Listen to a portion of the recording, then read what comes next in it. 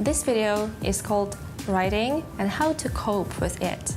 Do you know how to cope with IELTS Writing Challenge? Hello, my name is Olga and I'm an IELTS consultant with MBA Strategy, and today I'm going to tell you about writing component of the IELTS test. Writing component is a part of the written part of the IELTS test, which comes third after the listening and reading, and is considered to be one of most complicated parts of the test. In terms of having to analyze those graphs, charts, diagrams, as well as brainstorming for the essay, seems to be a challenge to many students. So let me give you an insight of how the test is organized and share with you some tips and hints how to deal with this challenge and how to achieve a high score. Okay, so in terms of IELTS writing structure, as I said, the test goes straight after the listening and reading, and you will be given 60 minutes to perform 2 tasks. You should write at least 150 words for the first task and 250 words for the second task, and you are advised to spend approximately 20 minutes for the first task and 40 minutes for the second.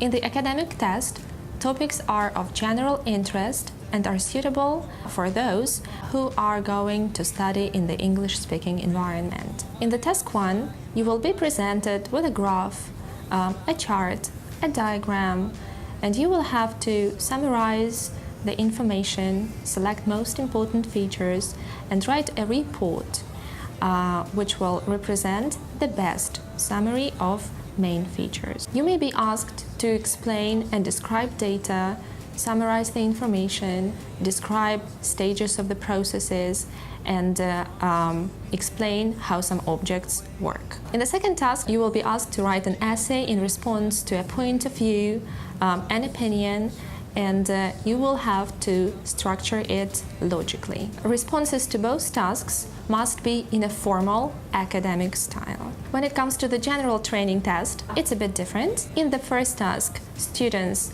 or test takers will have to write a letter in response to a situation or a request, and it can be in various styles depending on the task, either informal, semi-formal, or informal. The second task, you will have to write an essay in response to a point of view or an opinion, and for general training test takers, the essay has to be fairly formal in style. And now I'm going to give you some tips how to do the second task. Okay, so before you write, first of all, study the question carefully and underline the key points. This will give you an understanding of what the purpose of your future essay is. Make sure you read and analyze all parts of the question, and this way you will be able to organize your essay as required and appropriately. Next, spend around 1 or 2 minutes to brainstorm the topic. Try to think about main ideas and personal experience that you can add. Then write a plan.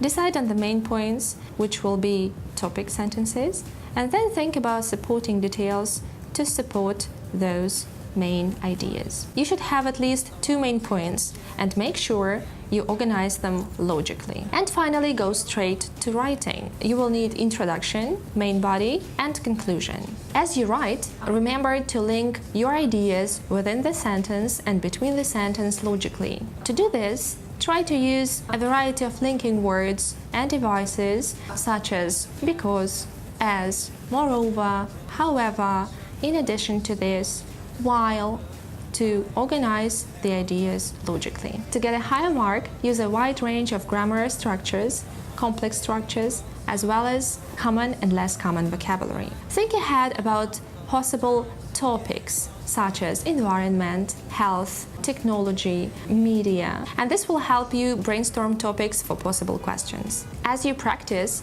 make sure you write as many timed essays as possible, because this way you can develop a feeling of timing as well as number of words, and also help you to develop a skill of paraphrasing. Don't copy words exactly from the question, because this will reduce the word count. As you practice, make sure you write as many timed essays as possible, because this will help you to develop a feeling of timing, of how many words you can write and what you can write during this time. IELTS is a paper-based test.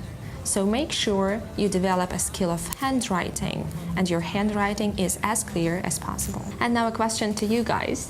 What do you think happens if you write less than the required number of words, 250 words for the essay, or more than the required number of words?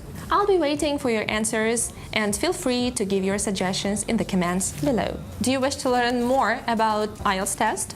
Look through our other videos on MBA Strategy channel. Here you may find a lot of interesting information on application and test taking and a lot more. Subscribe and leave a comment if you find this video interesting or useful.